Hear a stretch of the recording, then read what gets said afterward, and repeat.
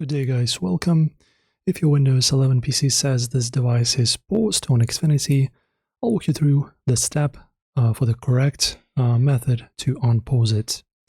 So guys, the pretty much most useful and the most effective way of bypassing it is through changing the MAC address. So in order to do that, you just go into your control panel, open it up on your PC, Network and Internet, then Network and Sharing Center, and then Adapter Settings.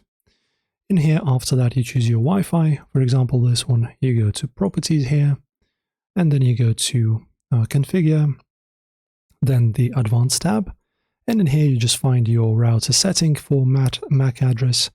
For example, any of these tabs, there will be like a drop down in here to change your pretty much address of your MAC address, and then you just change it. There will be like various numbers in there. I currently don't have a router, that's why I can't actually show you. So you just change those numbers, you just press on OK, exit out, and then your pause should be lifted from your Xfinity. So this is the way you do this most effectively. Enjoy guys, hopefully this helps you. If it did, leave a comment and subscribe.